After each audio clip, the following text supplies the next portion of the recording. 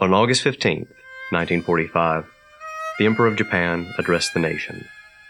Just a few years prior, Japan had shaken the world as its armies marched triumphantly across Asia, leaving a trail of destruction in their wake, all in the name of the Greater East Asia Co-Prosperity Sphere.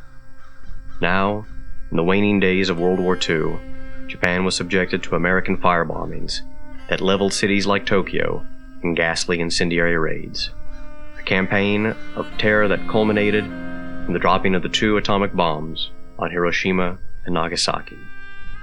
Now, as the Soviet army was overrunning Manchuria, the Emperor was finally intervening. John Dower, in his book, Embracing Defeat, recounts the experience of a farmer's wife in rural Japan on the day of Hirohito's broadcast. Working the fields, she was alerted by a breathless messenger that the Emperor would be speaking over the radio. She and the village gathered around. The words were hard to understand at times, due to the static, and the fact that the Emperor spoke in a rarefied and ornamental Japanese in a high-pitched voice. The word surrender was never used. Instead, they were told, "The war situation has developed not necessarily to Japan's advantage." As the reality soon sank in that Japan had been defeated, she and several others found themselves collapsed on the ground. Her thoughts turned to her husband, and she prayed that he would return home and not commit suicide in the face of surrender. 3 years later, she learned that her husband had been killed in battle with Soviet forces in Manchuria just 5 days before the announcement of surrender came down from the chrysanthemum throne.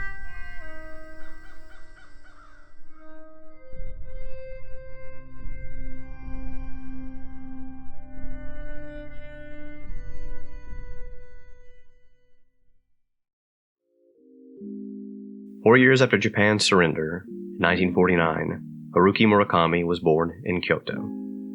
The son of 2 high school teachers, he was exposed early to the classics of Japanese literature. Although he preferred to read works by Western authors like Raymond Chandler, several of whose hard-boiled detective novels he later translated into Japanese. Around the same time, he fell in love with another American cultural export, jazz. In college, he would have been witness to the wave of student protests that followed the U.S.-Japan Security Treaty of 1960, which allowed for the maintenance of U.S. military bases in Japan. In 1974, he and his wife, Yoko, opened up a jazz club called Peter Cat. At the age of 29, while watching a baseball game between the Swallows and the Carps, the batter, Dave Hilton, hit a double. At that moment, he decided, "That's it. I think I'll write a novel."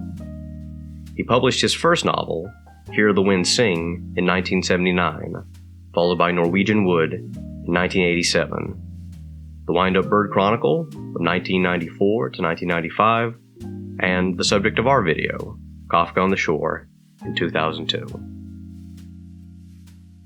One of the most striking features of Murakami's fiction is his use of magic realism. That is, fiction in which the setting is realistic, yet contains supernatural and mythic elements.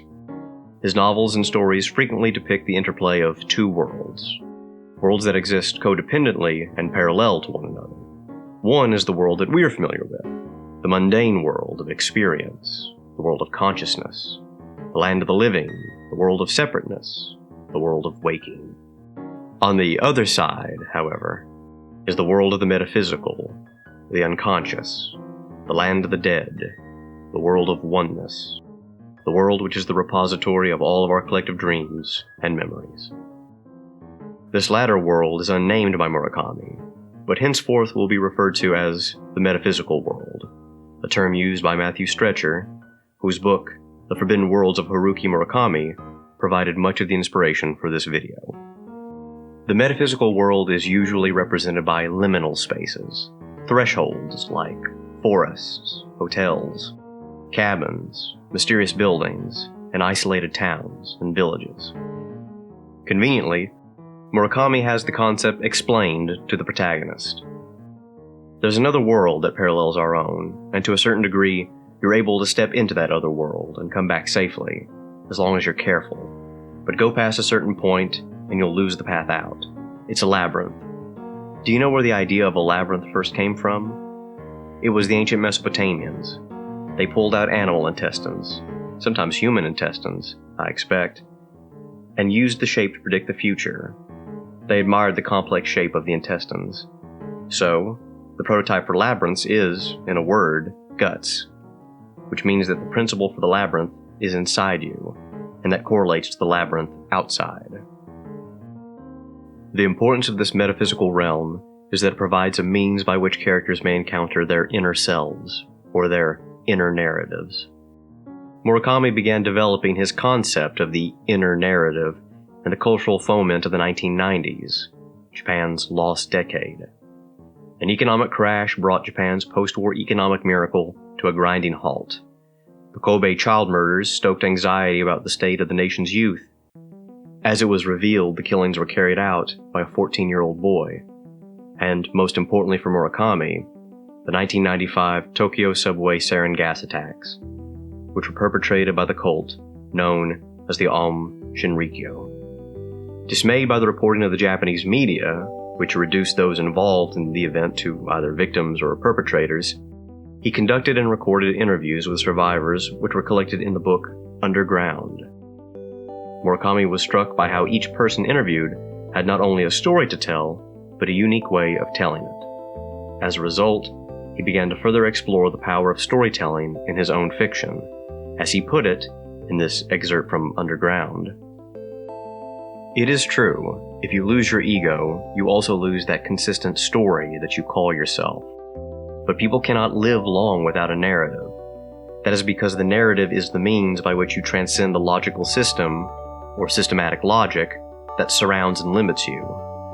It is the key to sharing time and experience with others, a pressure valve. Of course, a narrative is a story, and stories are neither logic nor ethics. It is a dream you continue to have.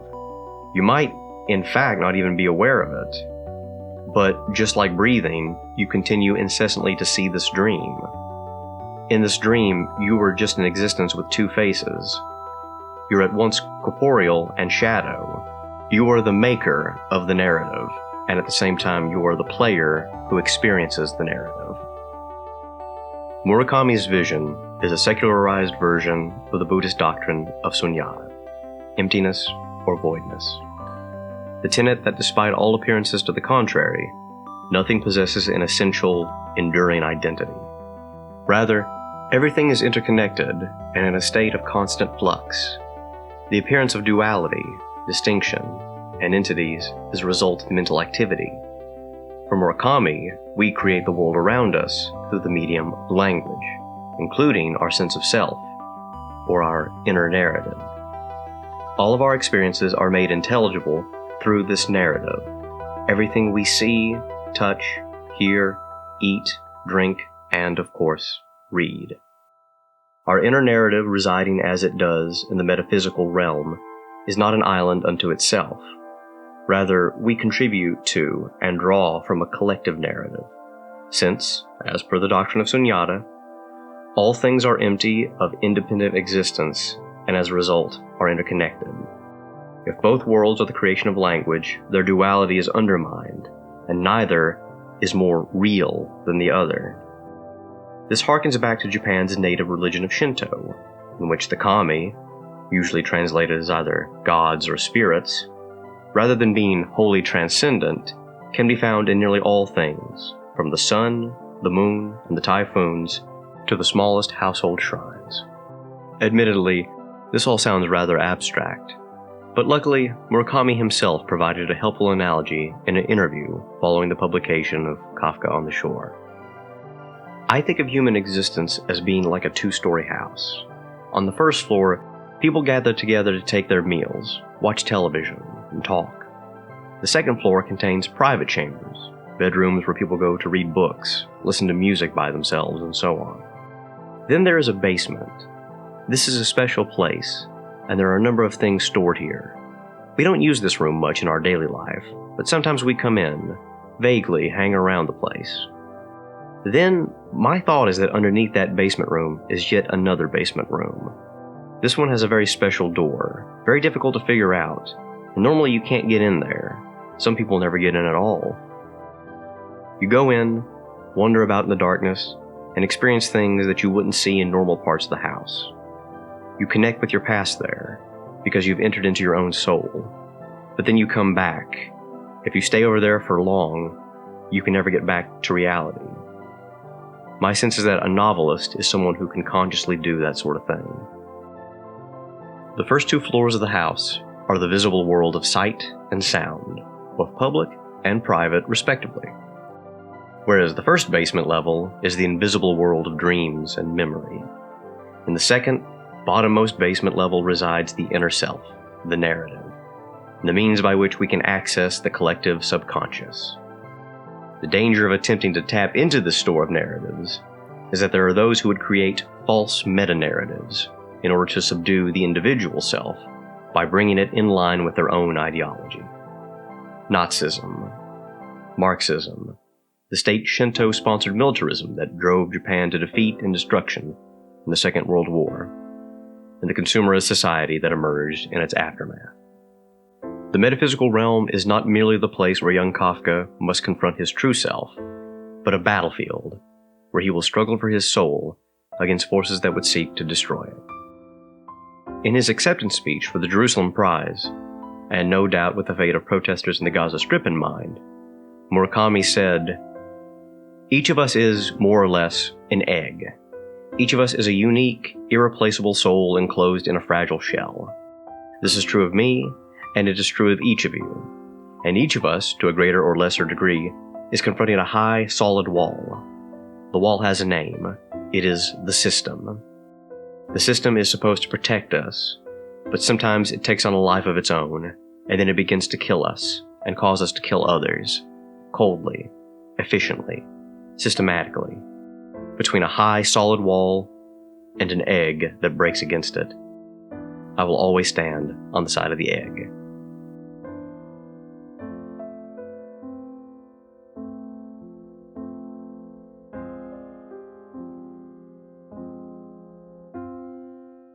Kafka on the Shore begins with its eponymous 15-year-old protagonist fleeing his home in Tokyo to escape an Oedipal curse placed upon him by his father. That he will kill that same father and sleep with both his long-lost mother and older sister.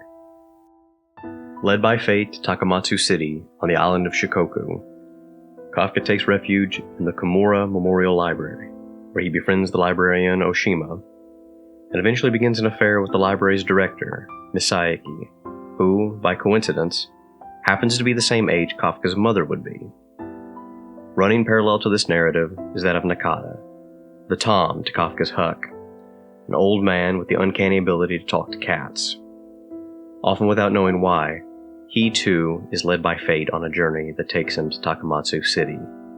On his way, he encounters the strange new kami of Japan's post-war consumerist society and meets the cynical but good-natured truck driver, Hoshino. Arriving at the Komura Memorial Library, he meets Miss Saeki, who seems to recognize him. Both Nakata and Miss Saeki suffer from what was known in Edo, Japan, as shadow sickness. They only cast a faint shadow, as their other halves were left behind in the metaphysical world. Nakata lost his shadow in the final days of World War II as a child. Entering the over there to escape the violence around him, Nakata did not finally emerge for 3 weeks. When he came to, he found he could not remember anything prior to that moment, and he had lost the ability to read and write. Having left behind his inner self in the metaphysical world, Nakata is an empty shell, bereft of memories. By contrast, Miss Saeki is left with nothing but memories, spending her days writing the record of her life. Unlike Nakata, who is pure flesh, Miss Saeki is pure psyche, a shadow without a body to cast it.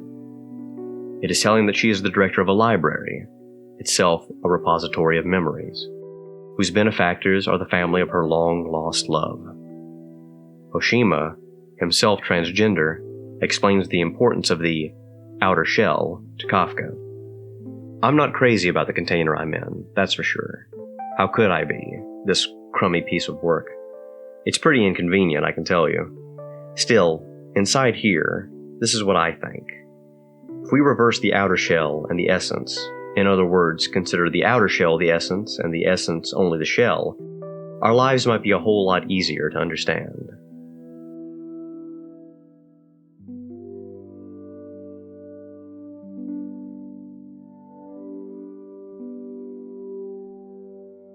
Two of the more perplexing characters in the novel are Johnny Walker and Colonel Sanders. They declare themselves to be concepts embodied, beyond good and evil, and represent a dichotomy between spirit and flesh. Johnny Walker is the icon of a brand of powerful spirit, Scotch whiskey, whereas Colonel Sanders is a peddler of flesh, fried chicken, and, in the novel at least, prostitutes. When Nakata encounters Johnny Walker, he explains that he is killing cats to create a flute with their souls, and that as it grows, he will move on to larger souls, until his flute is as big as the universe. This rambling of a cat-killing flautist has echoes of the Homeric hymn to Hermes, where the trickster god creates a lyre from the remains of a tortoise he's slain. Walker represents a dark aspect of the human mind, chaotic and destructive. The same madness that overtook ordinary people during Japan's war years.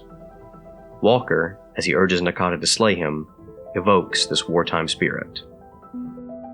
You have never killed anyone, nor have you ever wished to kill anyone. You don't have that tendency. But listen here, Mr. Nakata, there are places in our world where that kind of logic doesn't work. There are times when no one cares much about your tendencies. You need to understand that, like in war.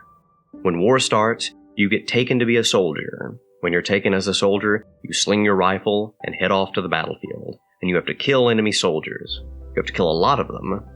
No one cares whether you like it or not. It's what you have to do. If you don't, you get killed instead. Colonel Sanders, on the other hand, represents pleasure and fertility, all of which is required for the good order of society. That may go to explain why his working girls are so well versed in Hegel. Nakata soon realizes, though without knowing why, that he must locate an object known as the Gateway Stone, which blocks the entrance to the metaphysical world, just like the stone that Izanagi rolled over the entrance of the underworld Yomi to escape the wrath of his wife, Izanami, in the Kojiki. He and Hoshino must open it and close it in order to restore balance between the physical and metaphysical worlds, to prevent further outbursts of psychic energy that overtake Nakata in the face of violence, like calling down a rain of leeches to stop a biker gang from beating a man to death. Being empty is like a vacant house, an unlocked, vacant house. Anybody can come in, anytime they want. That's what scares me the most. I can make things rain from the sky, but most of the time, I don't have any idea what I'm going to make rain next. If it were 10,000 knives, or a huge bomb, or poison gas, I don't know what I'd do. I could say I'm sorry to everybody, but that wouldn't be enough. The three characters who enter the metaphysical world, Nakata, Saeki, and Kafka, all do so in times of crisis in order to escape violence. When Nakata enters in 1944, it is near the end of World War II, as Japan teeters on the brink of collapse, and after he has been brutally beaten by his schoolteacher, an otherwise gentle woman who has been recently made a war widow. The flash of light that precedes his entry is mistaken for the reflection of a B-29 superfortress on its way to bomb Tokyo. Miss Saeki crosses over after the death of her childhood sweetheart and the violence that accompanied the student protests of the 1960s, only to return without her other half. Finally, Kafka Tamura enters the realm through the woods outside Oshima's cabin, in the present day, in an attempt to free himself from his father's curse. The character that unites the three is the boy called Crow, who appears at the beginning of the novel as Kafka's alter ego, since Kafka himself explains that he chose the name as it was Czech, or jackdaw. One possible reading of the novel suggests that he is in fact the shadow lost by Nakata in 1944. It is explained that Nakata was a gifted, albeit solitary student from Tokyo before the Rice Bowl Hill incident. If the inner self can be separated from the body, it can inhabit others, in which case the theory can be pushed further.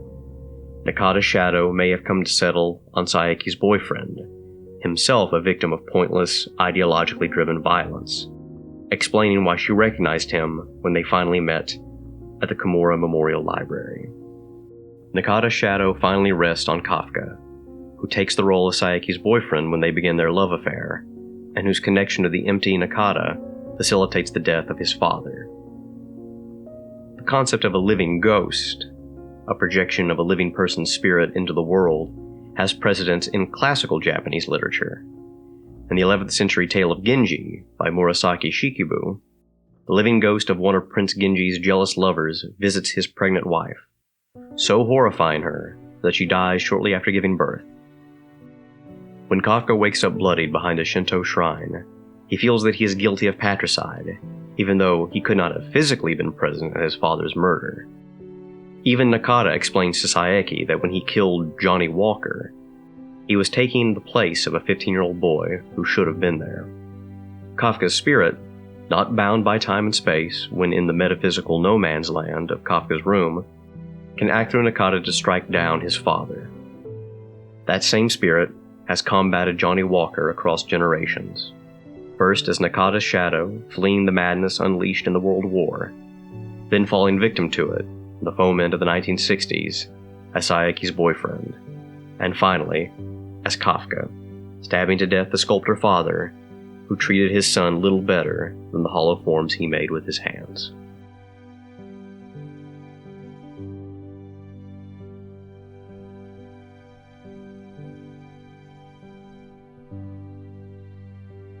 Killing his father isn't enough to rid Kafka of his father's curse.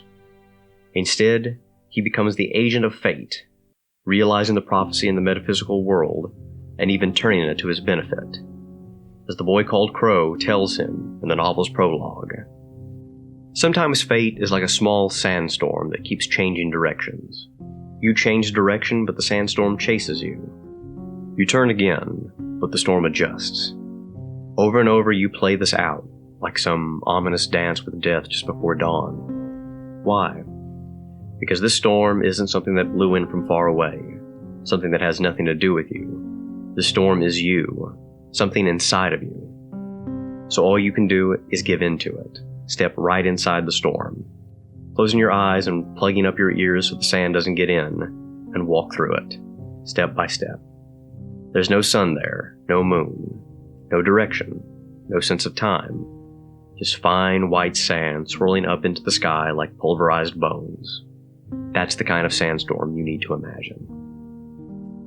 Though he feels guilt for the things that he has done, he's not punished, as they occurred in the metaphysical world, where the human concepts of time and space are suspended. As such, there is no thing as death, clearing him of patricide. There are no generations, clearing him of incest with his possible mother. And finally, there is no good and evil in that world, so that his transgressive dream of Sakura will not prevent her from becoming his surrogate sister. The journey into the woods is a journey into both his own and the collective subconscious, where he encounters the 15-year-old Saeki as well as the older Miss Saeki, who is passed on in the visible world and has instructed Nakata to burn her writings so that she will lose her memories, finally becoming one with this mysterious place. She urges Kafka to leave while he can, presumably because the gateway stone is to be closed by Hoshino soon, and gives him a parting gift of her own blood. The blood of Saeki makes them family, and Kafka at last can forgive his mother for leaving him and move past the curse of his abusive father, whose blood he no longer shares.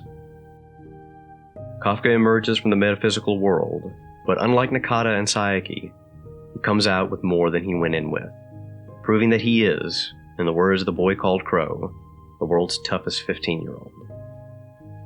Kafka on the Shore is a dreamlike story of loss and cross-generational trauma. Though it is thoroughly skeptical of meta-narratives in the postmodern vein, it is not nihilistic. Instead, the novel's ending strikes a hopeful note as Kafka bids farewell to Oshima and returns to Tokyo to continue his studies. The world is a metaphor, Kafka Tamura, but for you and me, this library alone is no metaphor. It's always just this library.